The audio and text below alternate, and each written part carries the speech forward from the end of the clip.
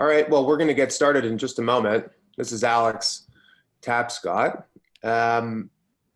Just trying to get the video up and running. For whatever reason, it's not, but you can hear the dulcet tones of my voice for now until we get that up and running.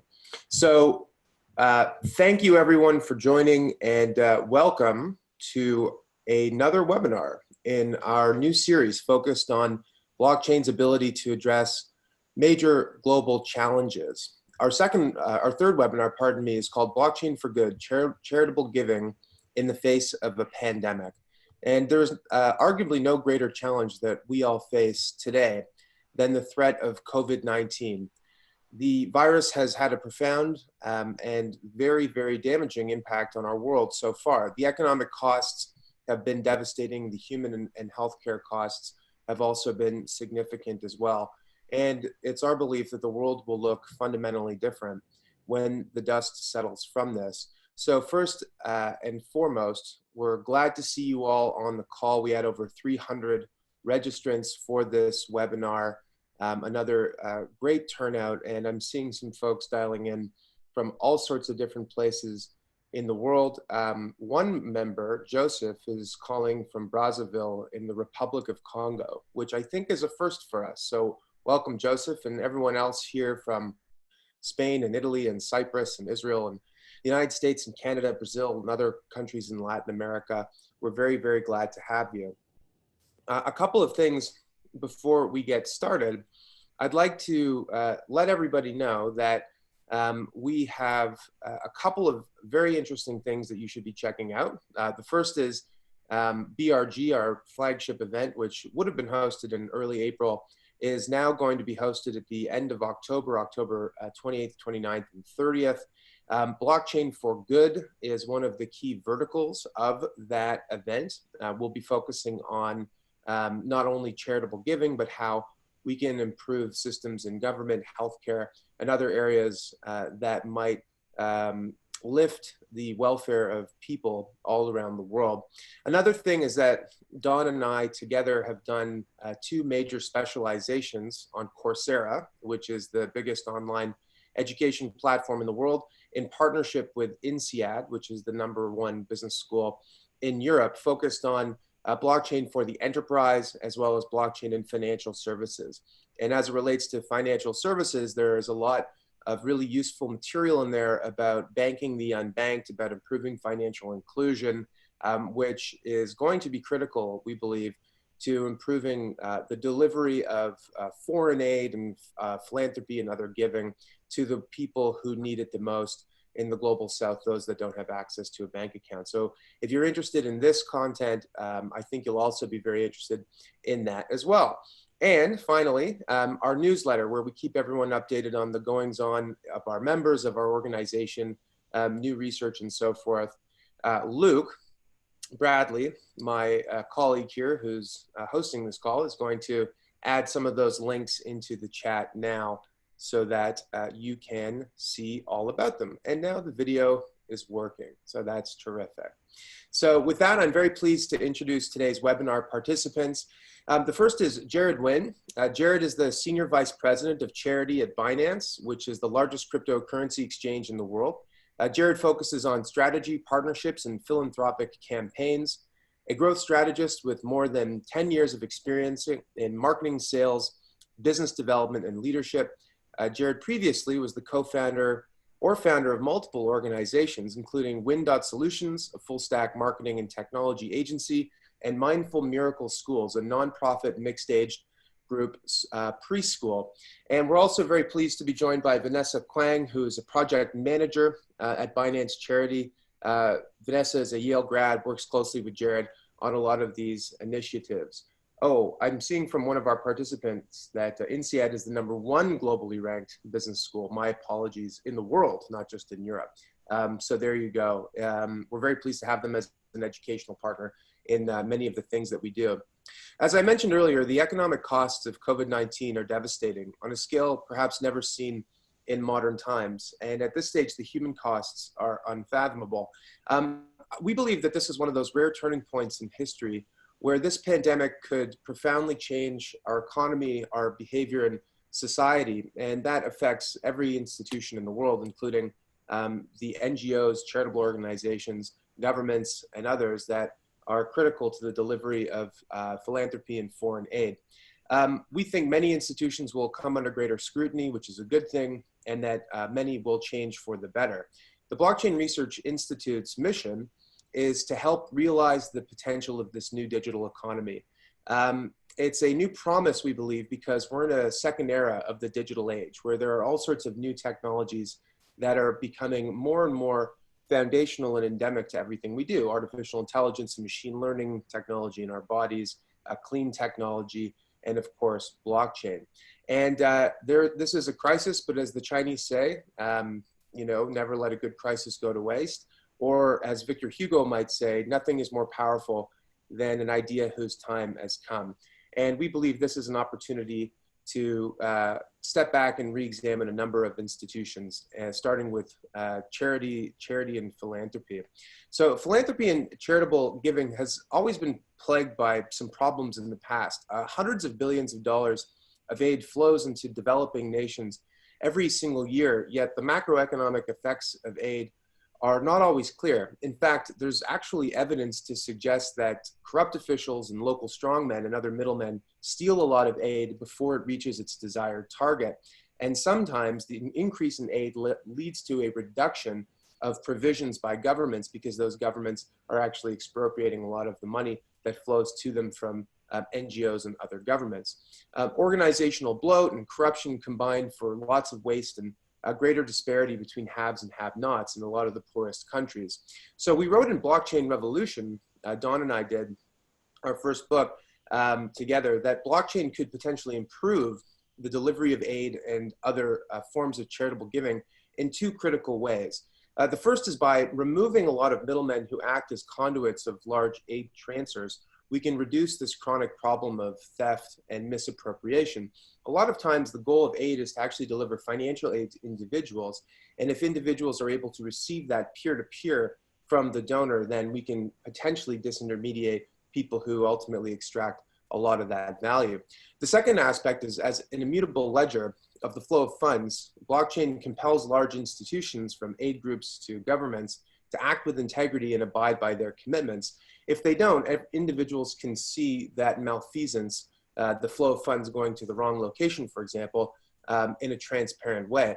And I should add to that, by the way, that improving transparency has the added benefit of potentially encouraging more people to donate, because if they have more trust that the money that they are giving is actually reaching the desired target, they may be compelled to give more.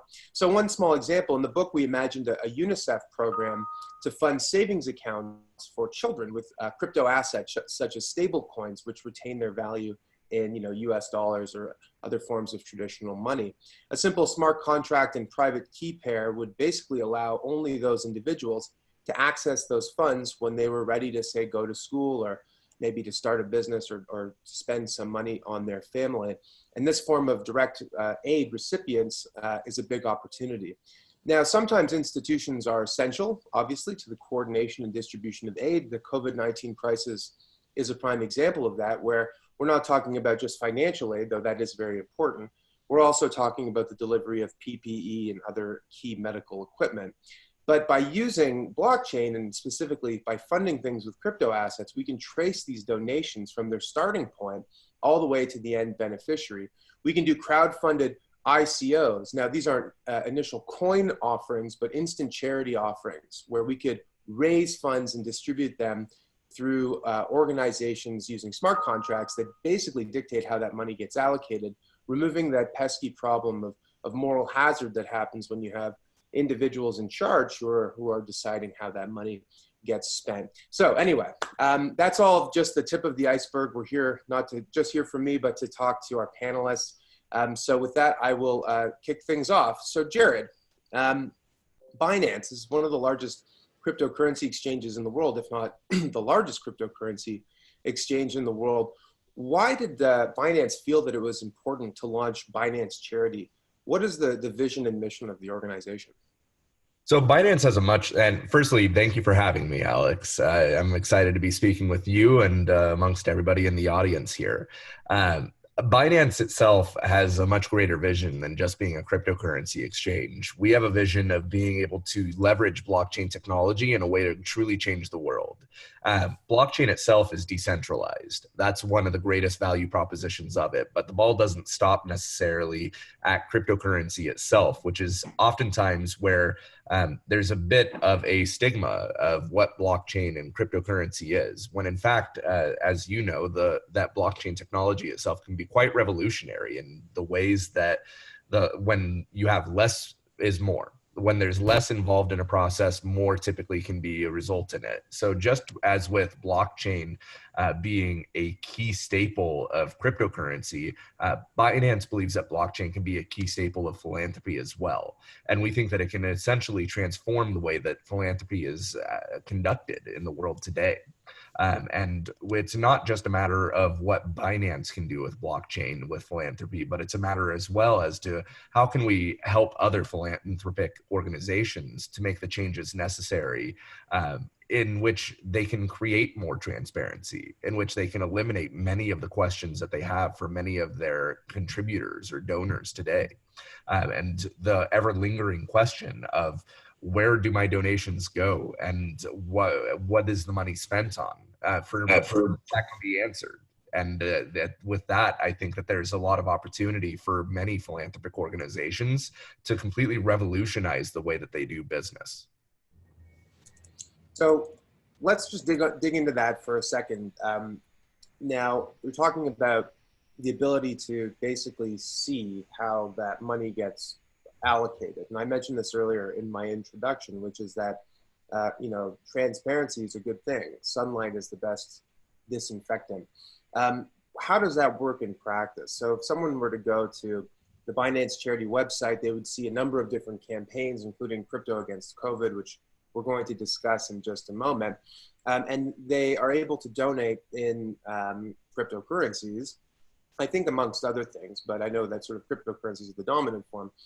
What is the process for an individual to be able to see how that money actually does get spent? And in your system, and then more generally, how do you see that sort of rolling out and becoming standard across the world of charitable giving?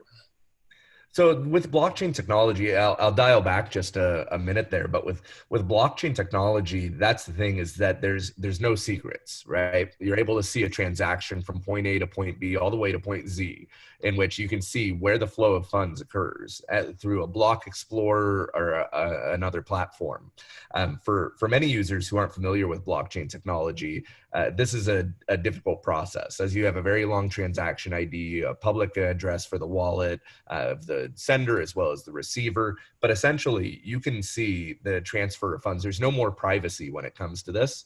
You can actually go in and anybody can see that the funds were transferred from point A to point B. Now, with that, we attempt on Binance Charity to really show transparency to this, in which you can, it's a little bit more simplified, I guess you can say. If you go to any of the projects, you can actually see where the donations were sourced from, the amount of the donation. Many of the people can actually enter in their name and their information on public record. And then beyond that, you can see where those donations were allocated. So with the Crypto Against COVID campaign right now, there's multiple levels and layers of blockchain technology that we're attempting to incorporate in this. But the foundational level, what you can see is you can see the amount of funds that have been raised in real time, in addition to the countries that were allocating those funds. And right now, what you can see is you can see the number of masks and everything else that we're actually sending to different countries. And there's another layer to this as well, in which we're implementing a courier token. The courier token is intended to demonstrate that there was a mask delivered to a hospital. So in New York specifically, what we're doing is working with a number of couriers, and we're compensating them in a form of a token called a PPE token. Now, what each one of these tokens represent is they represent that one N95 mask had been delivered to the respective hospital. We're sending these tokens to the hospitals to compensate the couriers upon delivery, which will serve as a proof of delivery concept, in which now people will be able to see that these tokens were transferred to the courier, which represents that a delivery had taken place. Once the couriers receive these tokens, they will be reimbursed by Binance Charity at the rate of 2 cents per token. So it's actually a really interesting way to compensate the couriers, while also showing on a public ledger that these goods had in fact been delivered. And then of course there will be supporting documentation and everything else to follow through with that. But the goal in anything that Binance Charity does is to overcome the burden of proof of where did the money go and did it actually go towards the things that we intended. And with that, we're able to pass through a significant amount of the money through to the end beneficiaries, in which Binance Charity takes zero from these donations, and we pass through over 99% through to the end beneficiaries. So these couriers, for example, from a net of 100%, are only taking 0.6% of any of the proceeds from these donations. That's amazing for a couple of reasons. First is that the expense ratio for a lot of charitable organizations does not typically run at 1%.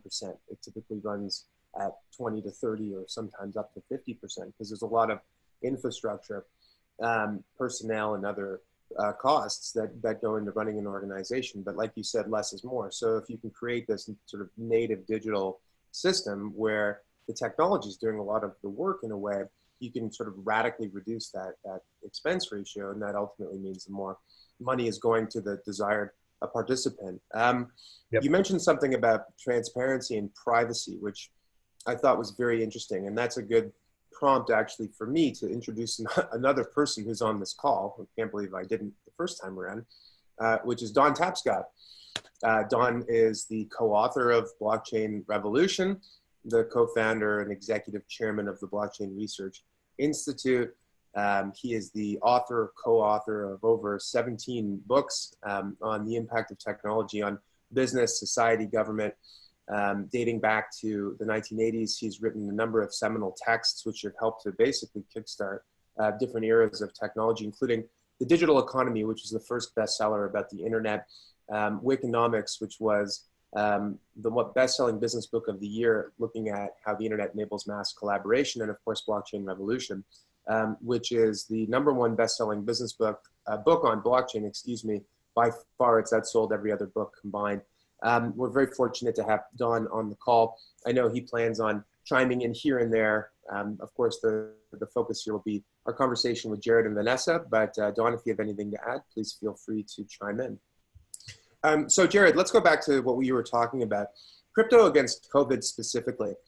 You mentioned this idea of a courier token around PPE, which I think is interesting because it helps to bridge the divide between the digital donation itself of money, cryptocurrencies, what have you, and the actual delivery of goods on the other end, right? So, you know, it's easy to trace and track how money moves from one address to another on a blockchain. That's very simple. But being able to track whether or not a mask actually gets delivered to the ultimate end user, the hospital or the organization, is much more challenging. So you seem to have found an interesting way of trying to overcome that. How has that worked in practice so far as it relates to the current COVID crisis?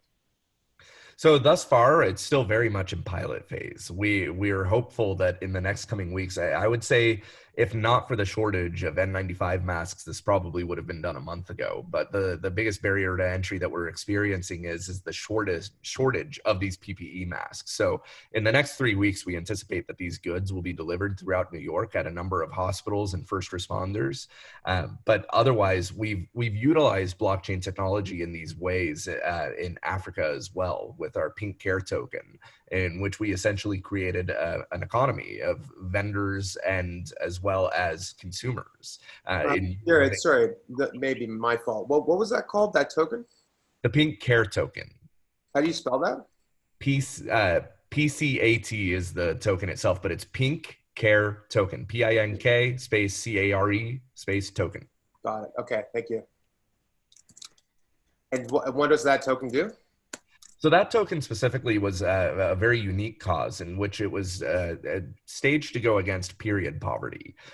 Many women throughout Africa go through their adolescence as well as puberty without having any type of sanitary pads or anything of that, which, as you can imagine, is quite devastating to any woman who's going through the educational experience and not being able to otherwise tend to those needs.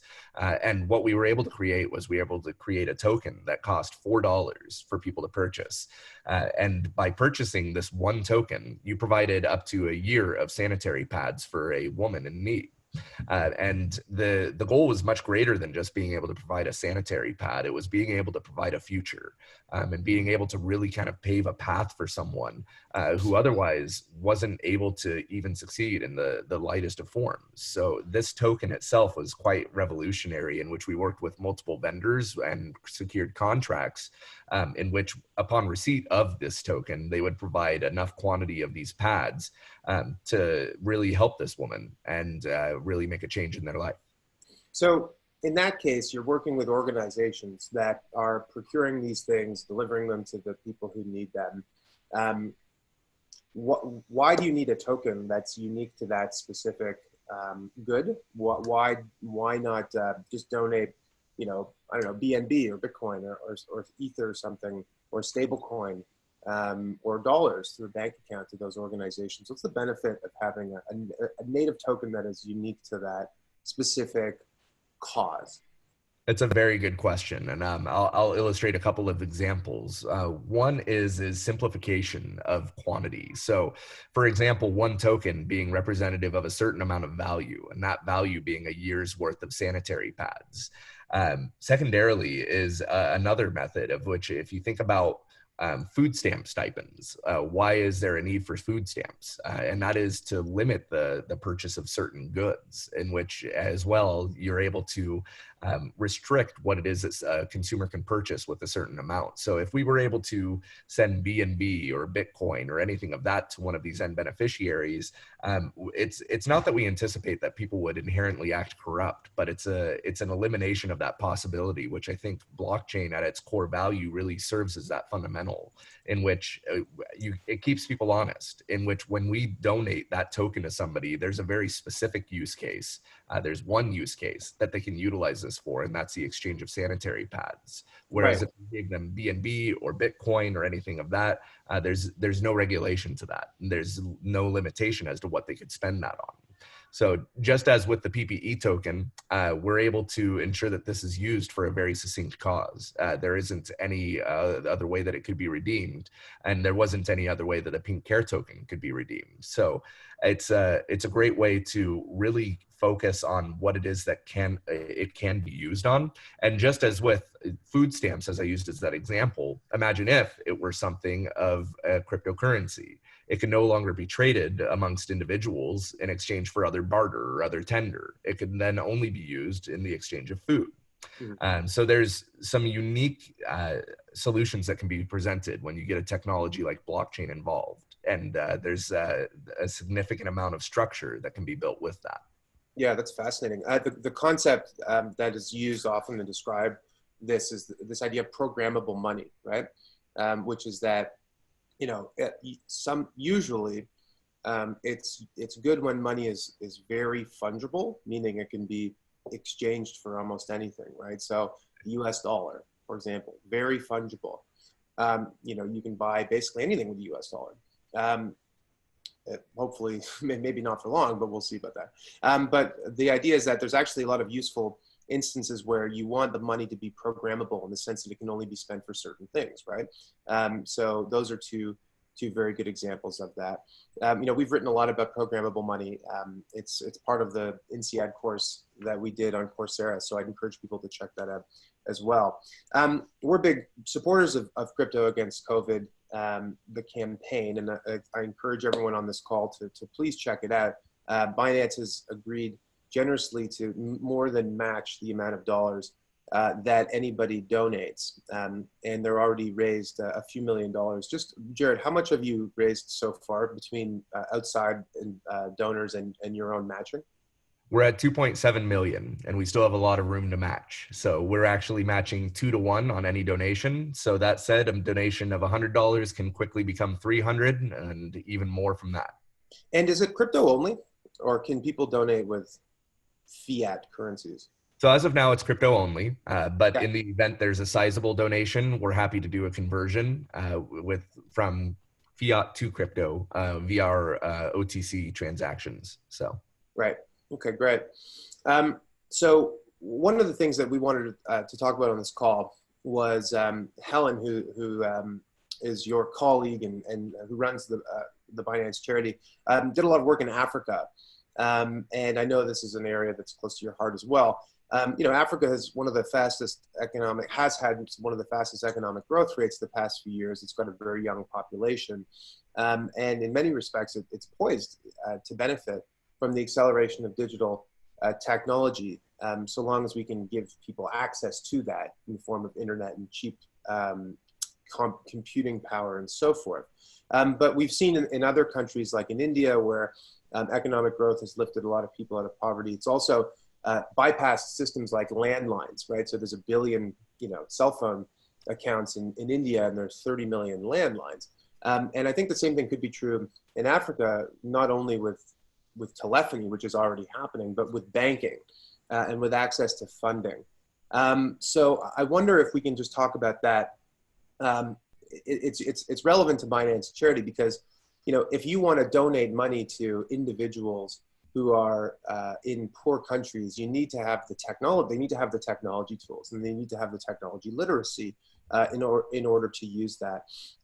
Is that something that Binance Charity is looking at right now as a way to help accelerate the delivery of philanthropy to those who need it the most? yeah, so with regards, can you clarify that last little point? Well, basically, in order to make this work at scale, people need to be comfortable using the technology tools. They need to have access to it. So is that education part of it an aspect of what Binance Charity does? Yes, absolutely. And that's a very unique aspect that we have to encounter with everything that we do in this space. It's one hurdle to have somebody participate in philanthropy and actually work with you to participate in philanthropy. It's another hurdle to educate somebody on the concepts of blockchain technology, as there's, again, typically that stigma in which when somebody hears blockchain, they think crypto, then they think Bitcoin, then they think illicit activities, and they don't see much of a use case beyond that. So as BRI has done an outstanding job in the education of the enterprise space, Binance Charity and Binance Academy work very closely together to not only educate the enterprise space, not only educate the government space, but also the end beneficiaries that are the recipients of this cryptocurrency. And with any type of adoption, there's going to be friction. There's going to be people who are otherwise having challenges in this adoption.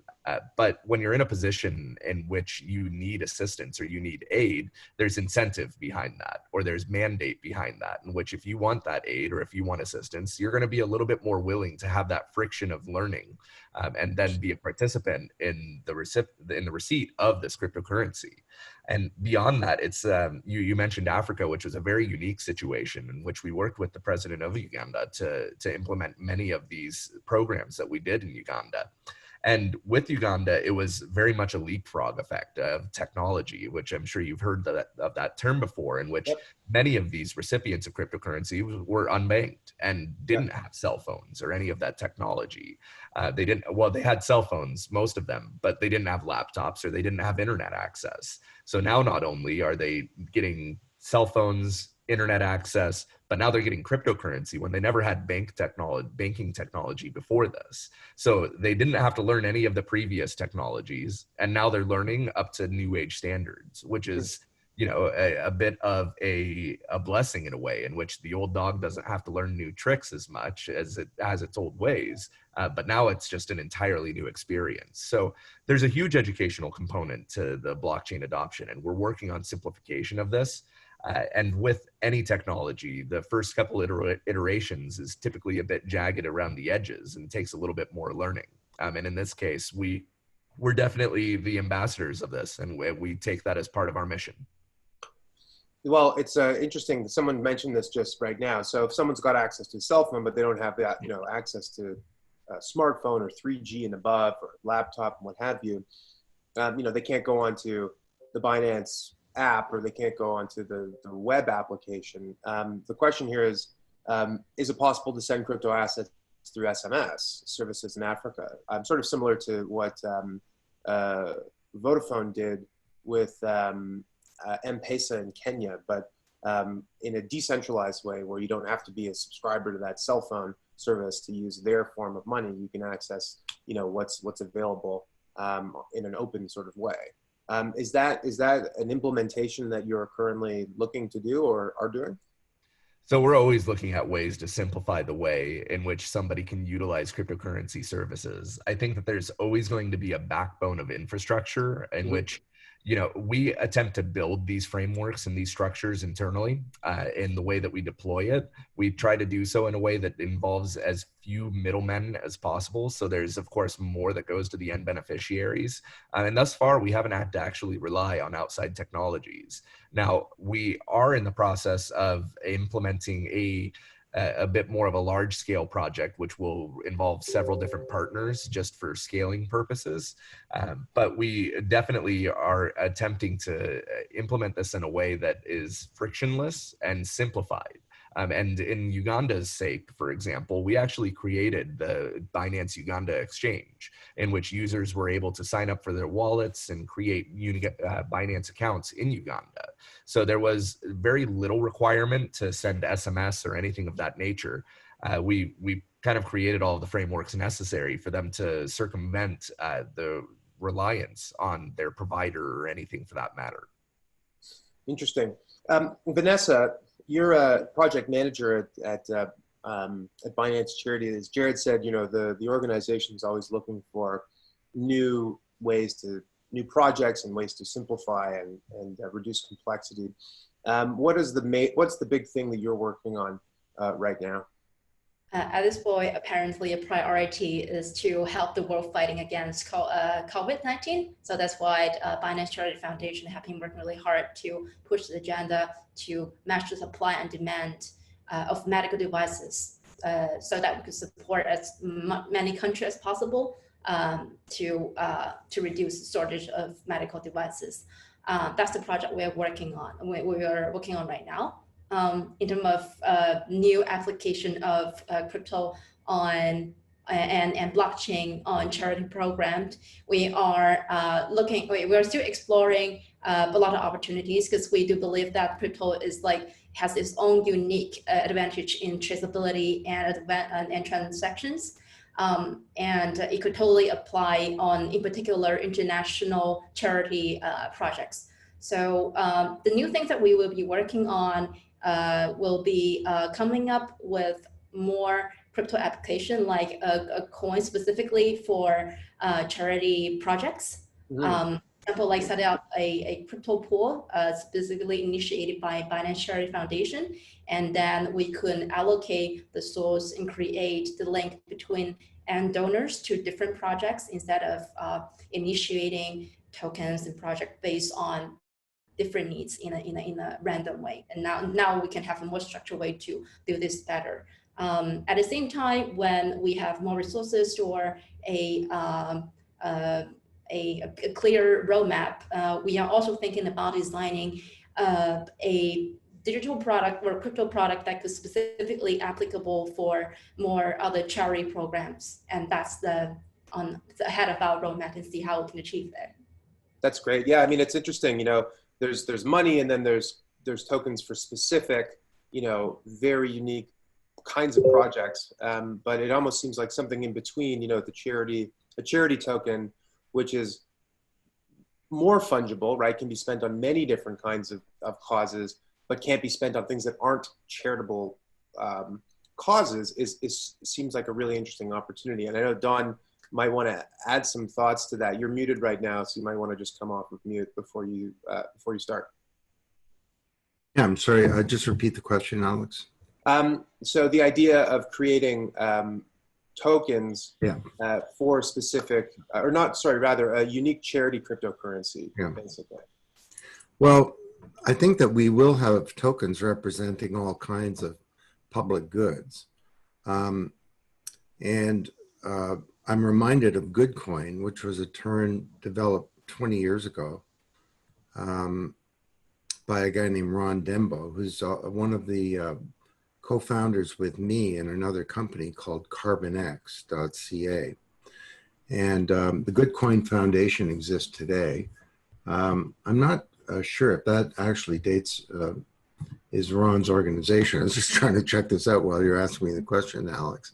But the idea is that we can have tokens representing some value that needs to be managed for the public good.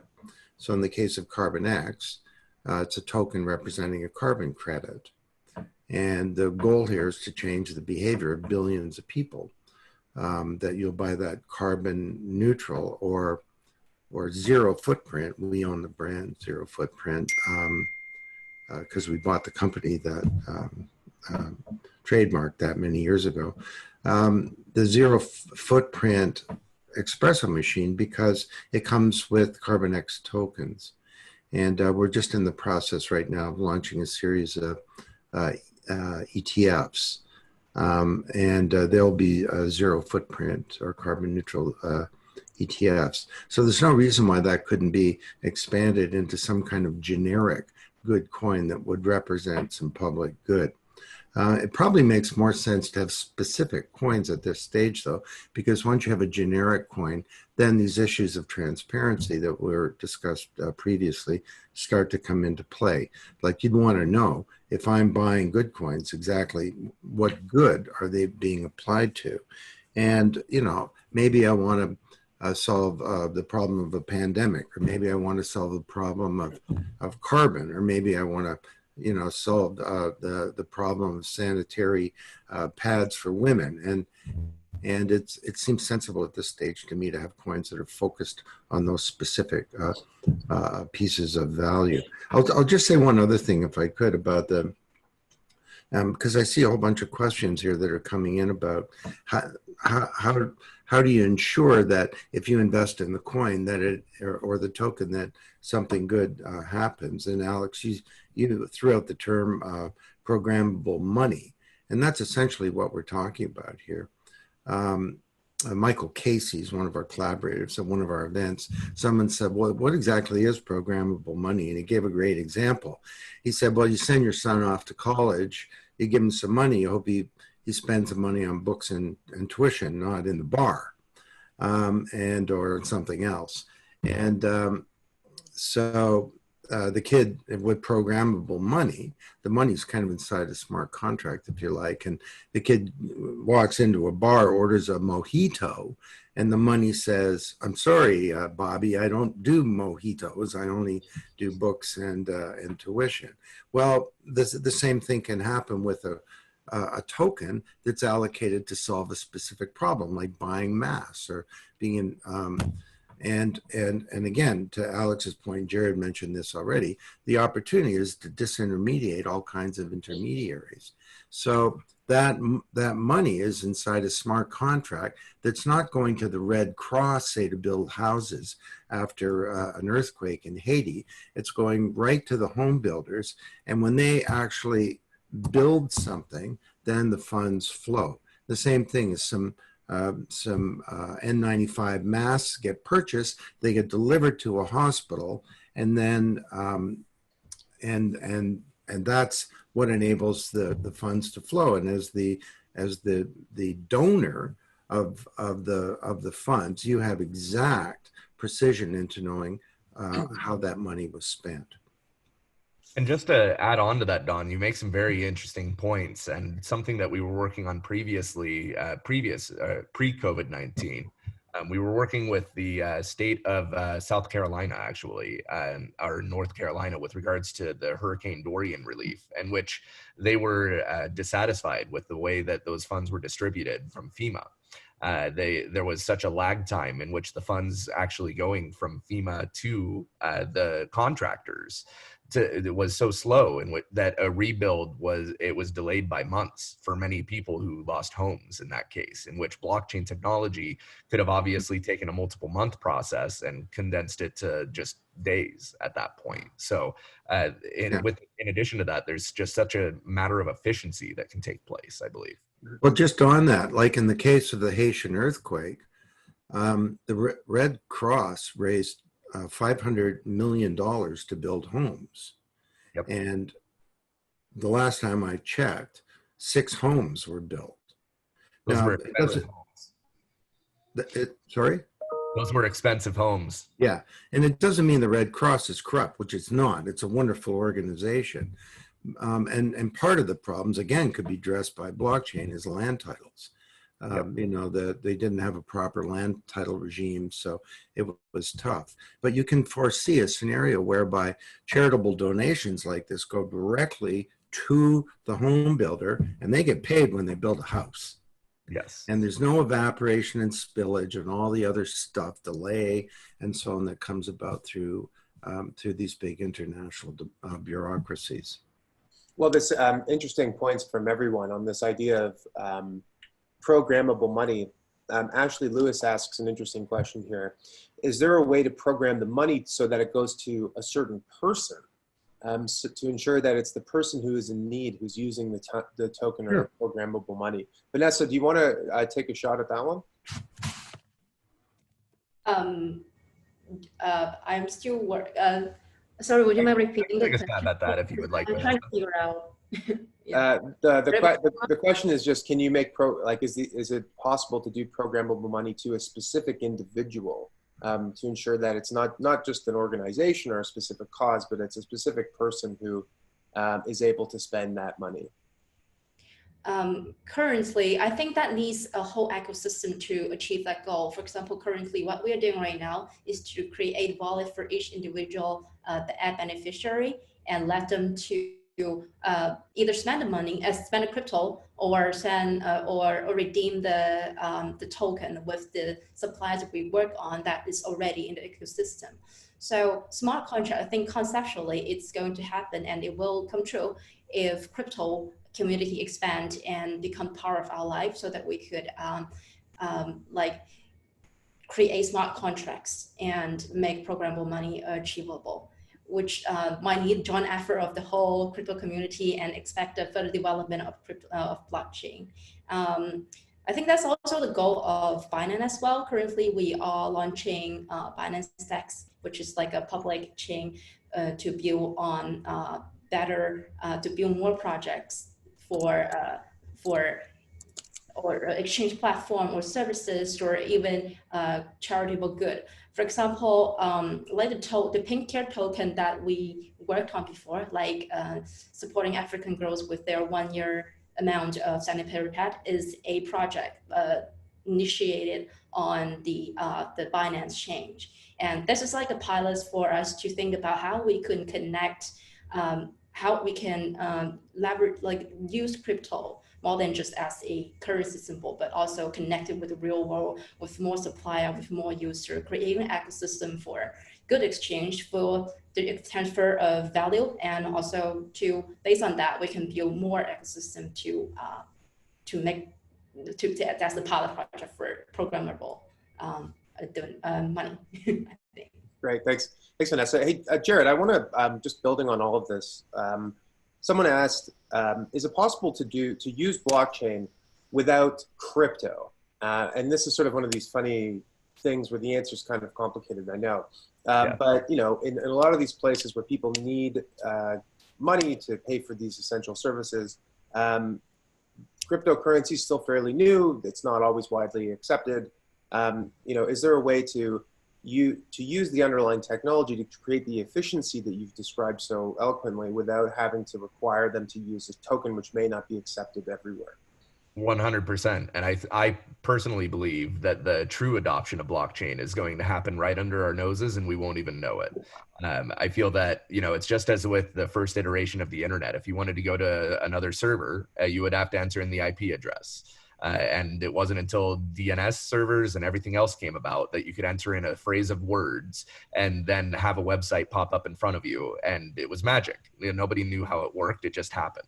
And I think that with cryptocurrency adoption, personally, I mean, it's quite clear that crypto was created by engineers. It wasn't created by marketers. It wasn't created by people who had a great experience with branding. Otherwise, I don't think anybody would have ever named it crypto. That in itself, the name is not something that's very heartwarming.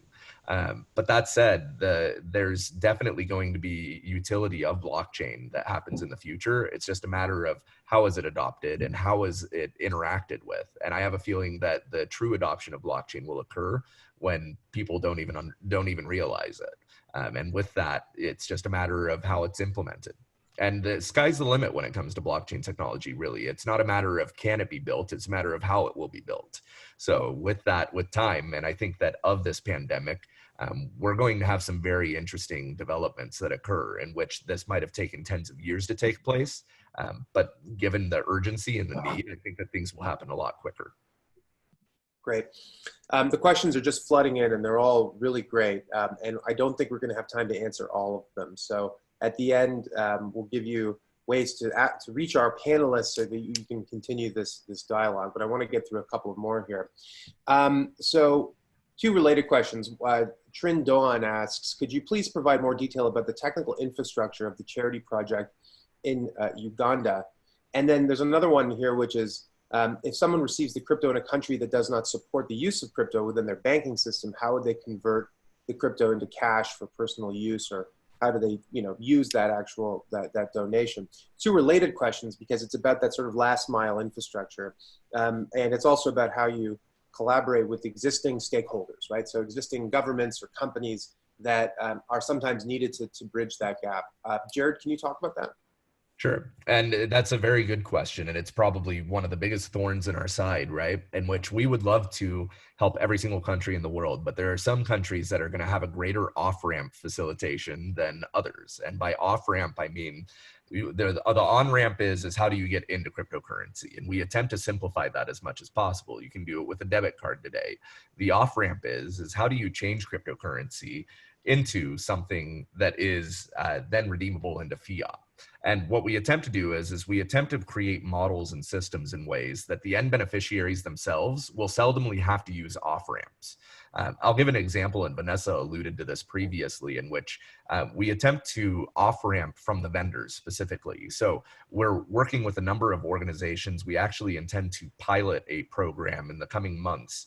This was supposed to be earlier, but COVID obviously pushed back, in which we intend to incentivize NGOs to work with different end beneficiaries. So for example, if we're working with an organization that's going in and providing food relief to thousands of individuals in the Philippines, what we want to create is we want to create a model in which we can create tokens of a certain value and essentially airdrop those tokens or provide those tokens to the end beneficiaries in the Philippines. Those tokens will be worth a certain value. The end beneficiaries would then go to the NGO that we're partnered with and send those tokens to the NGO, at which point the NGO could exchange that for a certain amount of relief. The relief being food, water, anything else that we're working on in that case. The NGO would then redeem those tokens with Binance Charity Foundation, and we would then give them an equal stake of another cryptocurrency, or assist them in the conversion to a fiat or something of that. So to overcome the different regulations and the different barriers that we have on a per country basis, we attempt to simplify this in as many ways possible for the end beneficiaries. And we try to lean on organizations that aren't necessarily solely and exclusively in that territory or in that region, but able to then exchange that to fiat in a jurisdiction that otherwise permits it. So we very much abide by the local regulations. Our goal is not to cause friction with the regulations that we're in or with those jurisdictions. The goal is to really try to encourage them to adopt this further. So with time, we hope that will become more streamlined, but it's really a case-by-case basis. It's interesting. Yeah, I mean, in the end, we've got this technology which is global in nature and is open access. Really, anybody who's got the access to the internet can use it, but then we're looking to apply it into a world that is still fragmented into different kinds of regimes, right? When it comes to the treatment of money and financial services and charitable giving and so forth. And trying to reconcile those two different forces, I think, is an interesting challenge that you're clearly game to take on. Another point that you made, Jared, was that, you know, comparing this to the early days of the internet, where you know, the way in which we used to interact with the internet was fairly clunky. It wasn't necessarily intuitive. It took some time to develop user-friendly tools like the web browser to make the internet simple for the average person. And I think we're in that process right now with blockchain. A couple of questions have come in about projects like Libra, for example. And, you know, there are other kinds of big stable coin initiatives that are out there that, you know, if Libra launches and is successful, you know, they could onboard potentially hundreds of millions of people who are currently users of Facebook. And a lot of those users of Facebook may be in those places that you're trying to get donations to. And they may also be people who don't have access to traditional bank accounts. In fact, our research has suggested that there are hundreds of millions of people in the world who have access to a Facebook account but don't have access to a bank account. So as these kinds of tools become, and to be clear, Libra has not yet launched. It's gone through a recent design change.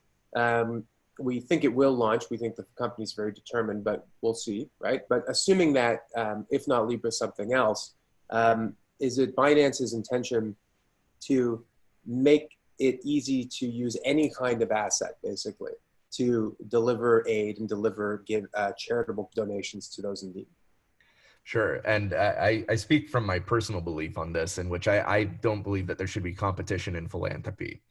When it comes to Libra, especially, if there's a tool or a solution that's going to streamline or facilitate the way that we can give or the way that we can make impact, by all means, we're going to adopt it. We've had communications with Libra up to date. And given the hurdles that they've experienced, there's been a bit of a slowdown with the way that we can engage with them. But I don't think that there's necessarily a race to be the best philanthropy solution in this case. What we're trying to do, and if we can do it, we would love to inspire other organizations to follow in the footsteps of what Libra and other companies are doing in this space. So that said, I don't think that there is necessarily a matter of should we use another product or should we you know, necessarily try to recreate, but it's a matter of what is going to be the most impactful in the most efficient manner. I think that sounds like a very admirable and achievable goal. And yes, it's true. There's no competition. There shouldn't be competition in philanthropy, but I got to say, I mean, I'm not aware of any organization in the world that's doing close to as much as Binance Charity is in trying to use this technology to change and improve the way in which charitable giving is enabled. So, you know, if you're first to market and you're able to, and you are, to build these kinds of critical systems, you know, I certainly hope that others will use them. That, you know, this will be sort of an open platform that any organization that's trying to do good in the world can actually use. We've got so many more questions coming in here, but I know that we have only a few more minutes left. And Dawn's been keen to add some thoughts here. So why don't you help to provide some closing remarks on the conversation, Dawn? Okay, well, thanks, Alex.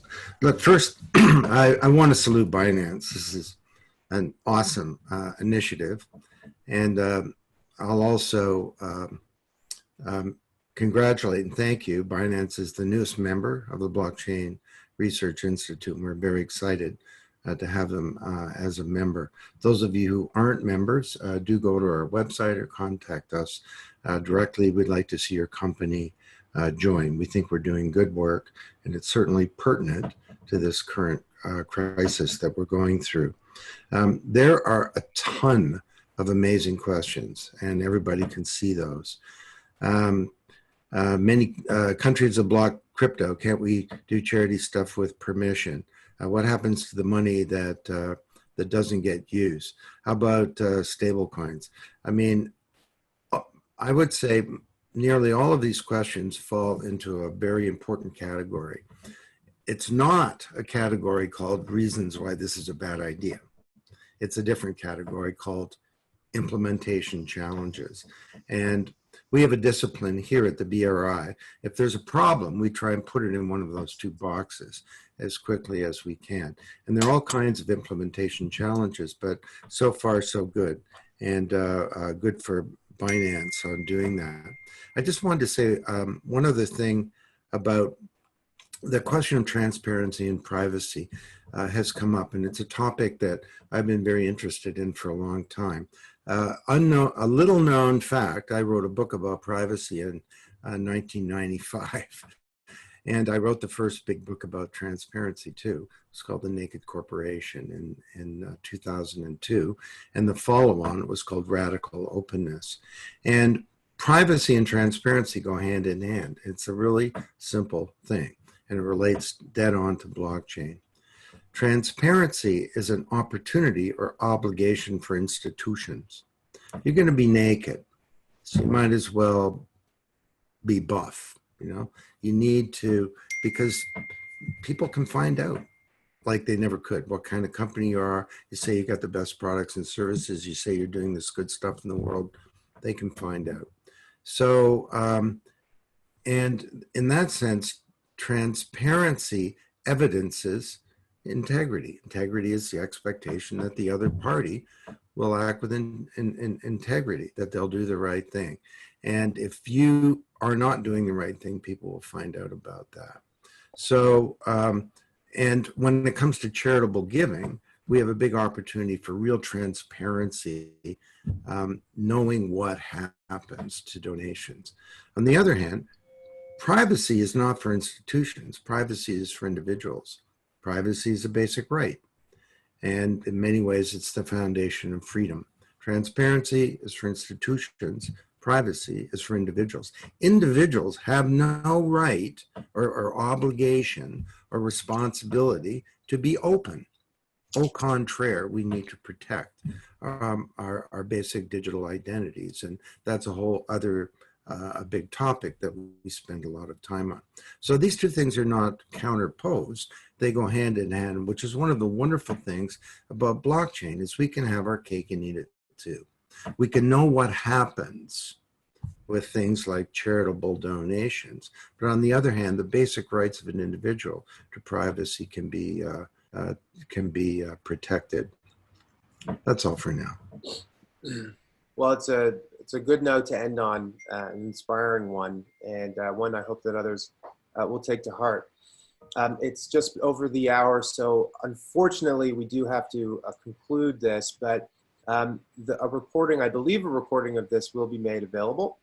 The questions that did not get answered, feel free to reach out to us or to Jared or Vanessa. Jared and Vanessa, if you're comfortable, you can share your contact info, LinkedIn, Twitter, what have you, in the chat so people can reach out. I would like to extend a real heartfelt thanks to both of you for joining and for an incredibly illuminating discussion full of all sorts of very concrete, specific, real world things that you're doing today. You know, we're at the early stages of this technology, and a lot of great projects are still in the baby step stages. And I think of Binance as a company and Binance Charity as being apart from the rest of the group, in that you're delivering real value either to your to your retail and institutional customers on the business side, and here we're seeing obviously on the charity side. It's inspiring stuff, and we encourage you to just keep up the work. And we look forward to working closely with you on this and other initiatives in the future. So that concludes the webinar. Thanks, Jared and Vanessa. Again, thanks, Don, for adding in some high-level profundities, as always. Much appreciated. And we'll see you all next week.